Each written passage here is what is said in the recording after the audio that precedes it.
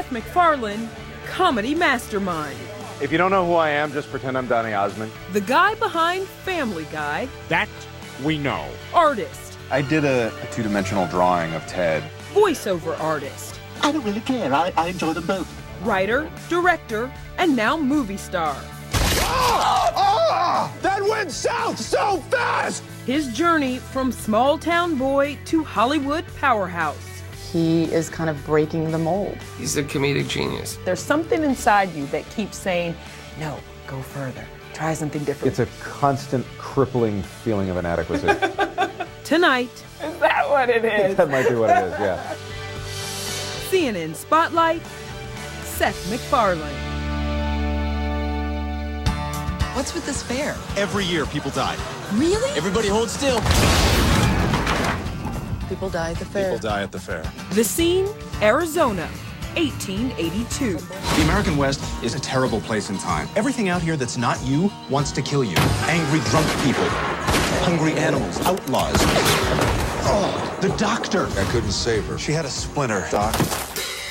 A Million Ways to Die in the West, the new film from Family Guy creator Seth MacFarlane.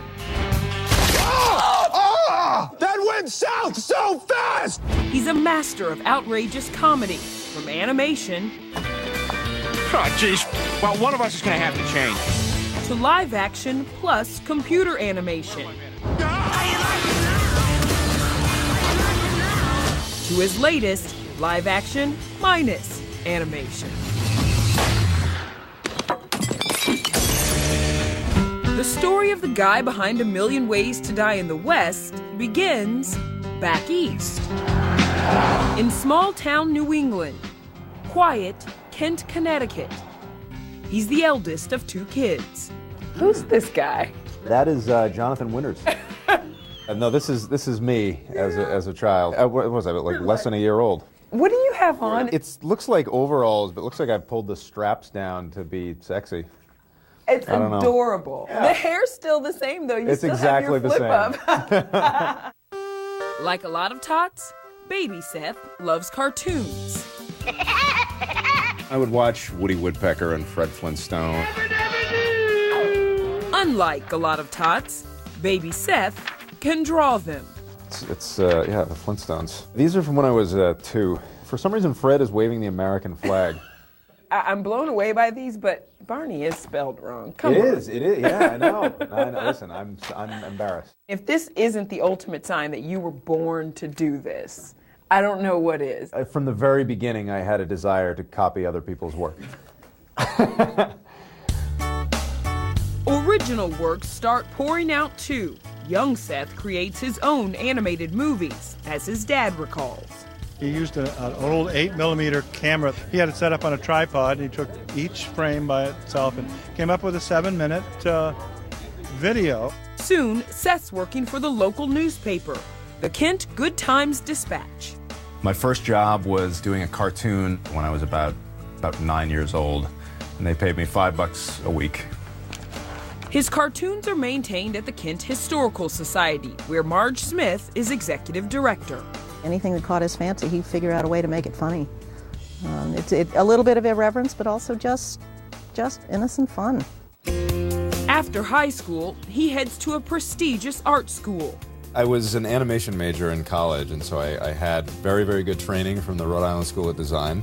Part of that training, complete a student film. Seth draws and voices the characters. Hey, how about that? It says here there's another state that's going to abolish the death penalty. Oh, is that right? Yeah, instead they make you share a popsicle with Tom Waits.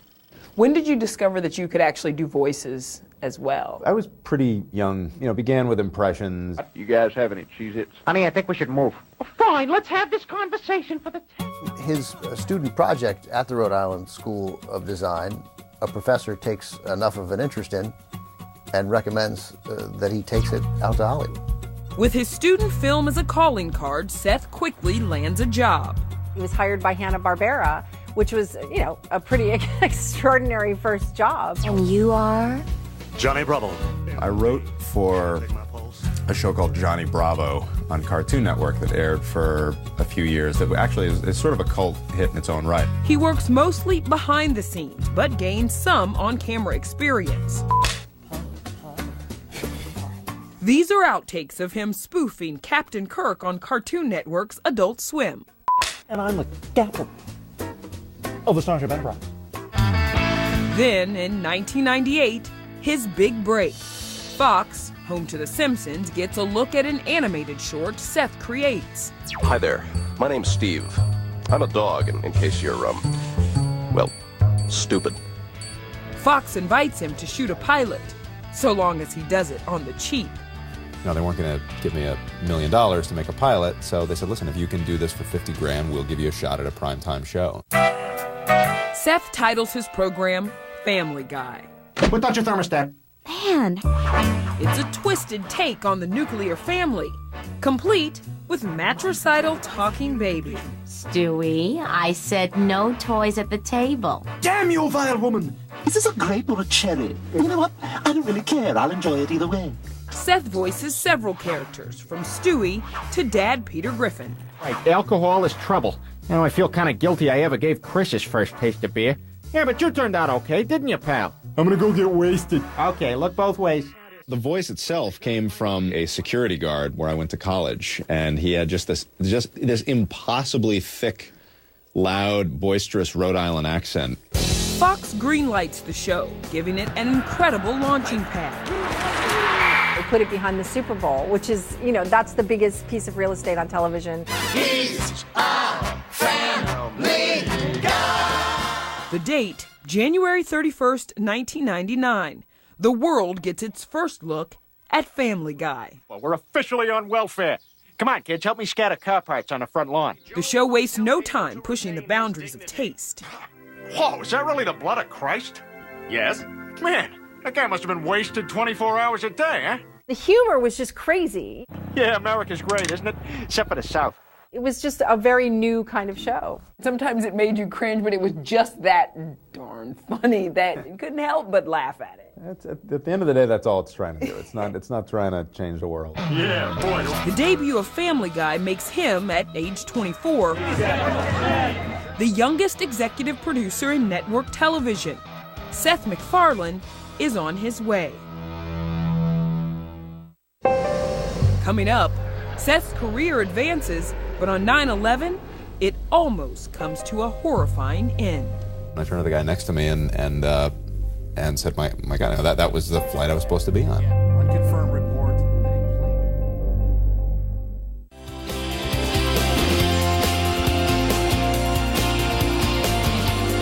And you're not exactly Mr. Cold Turkey either. Remember that time you tried to give up candy? I'll ask you one more time. Are you sure you didn't eat anything in my factory? No.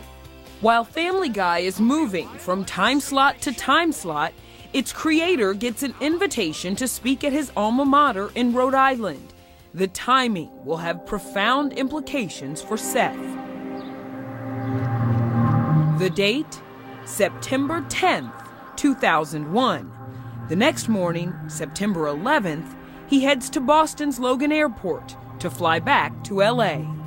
I got to the counter, and I said, yeah, I'm booked on flight 11, and the one behind the counter said, I'm sorry, you're too late, they just closed the gate. And I said, all right, well, I'll take the 11 o'clock.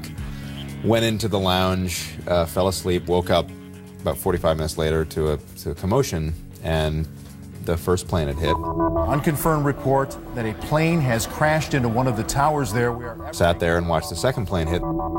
Another passenger plane hitting the World Trade Center.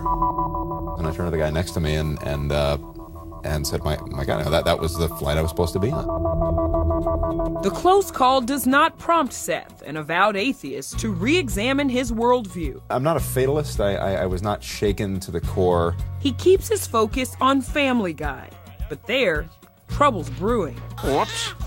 Ratings keep sliding as the show is bounced around the schedule by Fox executives. They did not know their audience. They didn't know what they had. When the network announces its 2002 lineup, the word is out. We've been canceled. Oh no, Peter, how could they do that? Fox tosses the show onto the ash heap of syndication. They basically gave it to Cartoon Network in exchange for promotional plugs for the DVD. That could be all she wrote for Family Guy and Seth MacFarlane, but then something remarkable happens. It starts airing on Cartoon Network in reruns, and it's doing really well. Is there no hope? And then the DVDs go on sale and everybody wants it. And everybody who's a fan of the show wants it. Stupid remote's not doing anything. Fox execs begin to think, Oh boy. maybe we made a mistake.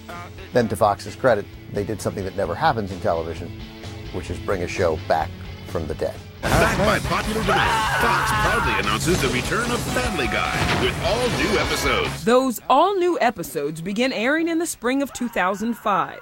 Hey, Stewie, 3 o'clock, time for The View. No, not again! And Seth becomes an ever more powerful producer. Good morning, USA! Eventually creates a couple more shows, first American Dad, then The Cleveland Show. This is the Cleveland Show. American Dad, wildly successful. In 2008, Fox rewards him with a $100 million contract. Wow, you're in a good mood today. You bet I am. Reportedly making him TV's highest paid writer-producer. That's what my lawyers tell me. In his spare time, he records an album of big band music. Music is better than words. And now, please welcome your roast master, Seth MacFarlane. And he headlines some of Comedy Central's roasts, like the epic one of Charlie Sheen. Yes, we're here tonight to honor and hopefully arrest a man who was great in two things 25 years ago, Charlie Sheen. In 2012, he makes another bold move. I'm gonna name you Teddy. Directing his first feature. Ted, the story of a stuffed animal come to life and his lifelong pal. In a perfect world, we wanted to do like an R-rated E.T. What I like to do to her? Something I call a dirty fuzzy. Laurie? The concept is so out there, Mark Wahlberg initially balks at it. The pitch is, okay, it's this guy and his teddy bear running around, and I'm like, well, no, I don't want to do that. I'm not doing the whole teddy bear thing. Come on, let's sing the thunder song. When you hear the sound of thunder, don't you get too scared. Seth voices the title character and helps animate Ted through motion capture technology. Well, I am a former celebrity in a minimum wage job.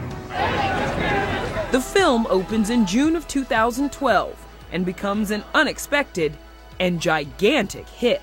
And let him in. Yeah, let him in. Exactly. Right. Good. Okay. All of the success with Ted, were you kind of like, how did this happen? I had no idea what to expect from Ted. I love you. I love you too. You know, I wasn't thinking in terms of commercial viability, in terms of you know, what was going to sell. But sell it does. On top of that, Seth earns an Oscar nomination for co-writing a song in the film. Everybody needs a best friend. He'll be playing a much bigger role at these Academy Awards than just nominee. Good morning. I'm Seth MacFarlane, the host of the Oscars. I think it's pretty clear why the Academy wanted him, is that this is the guy who created Family Guy. That's why they wanted him. They want those young eyeballs. I think it was a calculated risk that they took. This is the first time you're hosting. Days before the ceremony, Seth tells me he doesn't expect to win over critics. I go in at about -10 Well, I know you with the want press, so it's like, all right, I got to get myself to at least a level where they can tolerate me. And then maybe from there I have a shot at actually getting a positive review. Ladies and gentlemen, please welcome your host, Seth MacFarlane. The curtain rises February 24th, 2013. Good evening, ladies and gentlemen. Welcome to the Oscars. And the quest to make Tommy Lee Jones laugh begins now. One comedy number becomes controversial, where Seth sings about actresses who have appeared nude in films. Kristen Stewart, we saw your boobs in On the Road, and in Monster, we saw Charlize Theron's. The actresses he mentions are in on the joke, having pre-taped their reaction shots. They were playing along, and of course that mattered. Some Academy members brand the bit sexist, but MacFarlane finds plenty of defenders. I don't think he is remotely sexist. I don't think what he did was sexist. With Seth as host, the Oscars see a ratings jump. But when the prospect comes up of hosting the next year, he says, sorry, I'm gonna be busy. Coming up, Seth gets super busy, exploring the cosmos. We've compressed all of cosmic time into a single year-at-a-glance calendar. And the Wild West. Can I interest you folks in a miracle cure?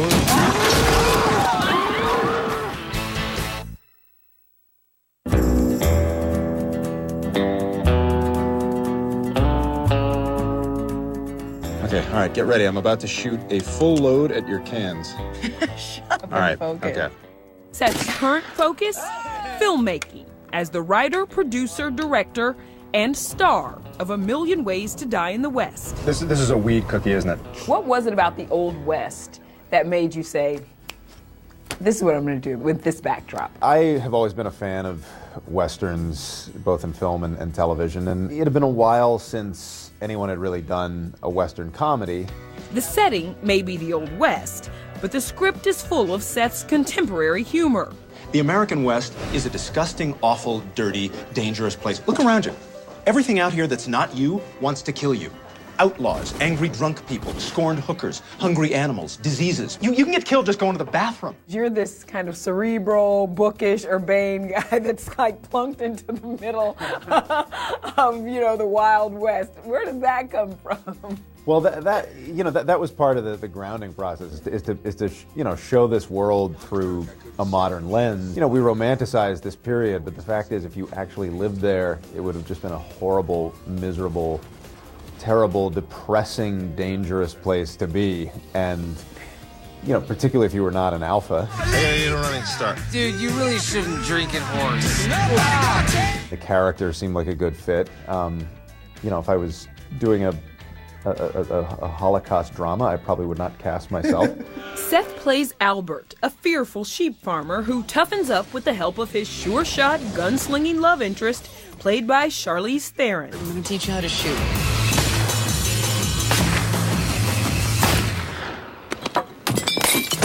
On set with Seth MacFarlane, what's that like? It's like Christmas coming a month early and then continuing for 10 years. That's really how special it is. Giovanni Ribisi joins the celebration as Seth's sidekick in the film. Oh, hey, look, it's the ice. That went south so fast! He knows exactly what works and what doesn't. It is like working with a genius in that regard. By the same token, you're invited to just bring everything you have and contribute as much as you can. Some sheep butter. A chance to contribute to Seth's unique brand of comedy is apparently worth pleading for. I came a begging, man. I really did. The idea of working in a genre that I haven't really explored fully with someone who's at the top of his game, Seth MacFarlane, and him in a situation where he's kind of throwing himself out of his comfort zone by deciding to star in it and be in front of the camera as well. All of those things to me felt really exciting. I like your bustle, by the way. Oh, yeah. I really love that the most alluring fashion statement a woman can make today is to simulate a fat. Is a simulation of a fat right there. We don't often see you in front of the camera, so what made you think this time, all right, here we go? Throughout the course of my career, I've managed to continue to challenge myself and to try things that I haven't tried and to keep scaring myself. I'm not really content creatively unless I'm doing something that scares me a little bit, that's stimulating. Seth's creative thrill-seeking has a track record of paying off, so much so he can get Hollywood to greenlight a seemingly unsexy science project. The cosmos is all that is, or ever was, or ever will be. The 1980 PBS science series Cosmos is back with a reboot, courtesy of Seth. See that glowing fog out there? It's radiation left over from the Big Bang. You are a big proponent of science and furthering science education. Why so? Why are you so passionate about that? We all benefit from it, and yet there's a lot of fear. You take the insane anti-vaccination trend. It's the prime example right now of why Cosmos is necessary. There is no more reliable, more self-policing mechanism than science. Science is going to tell science when science is wrong. He knows about bringing shows back from the dead. Television's better for having that show on. Beyond his TV project, Seth has TED 2 in the works.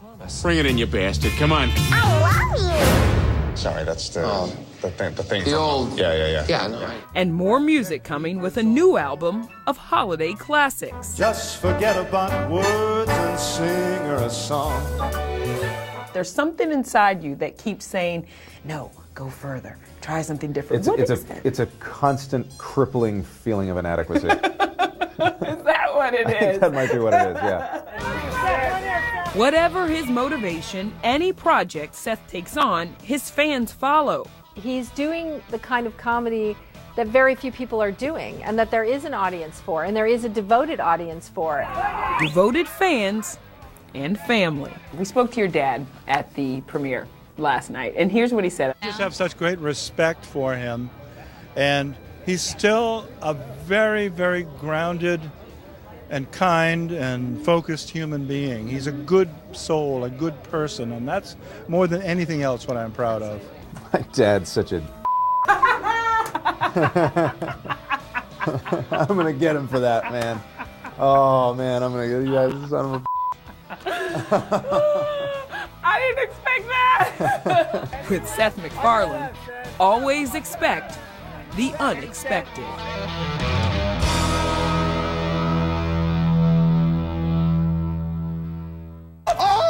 That went south so fast! His journey from small-town boy to Hollywood powerhouse. He is kind of breaking the mold. He's a comedic genius. There's something inside you that keeps saying, no, go further, try something different. It's a constant crippling feeling of inadequacy.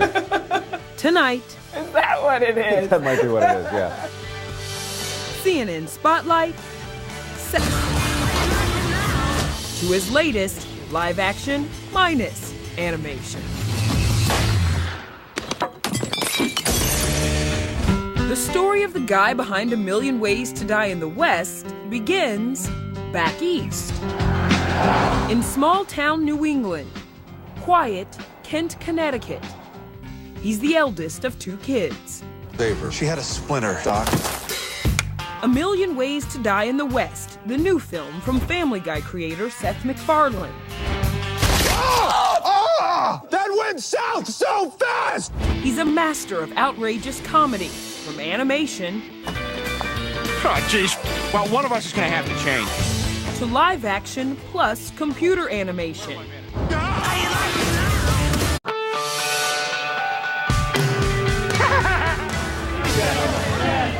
Seth MacFarlane, comedy mastermind. If you don't know who I am, just pretend I'm Donny Osmond. The guy behind Family Guy. That we know. Artist. I did a 2-dimensional drawing of Ted. Voiceover artist. I don't really care. I enjoy them both. Writer, director, and now movie star. Seth MacFarlane. What's with this fair? Every year, people die. Really? Everybody hold still. People die at the fair. People die at the fair. The scene, Arizona, 1882. The American West is a terrible place in time. Everything out here that's not you wants to kill you. Angry drunk people, hungry animals, outlaws. Oh, the doctor. I couldn't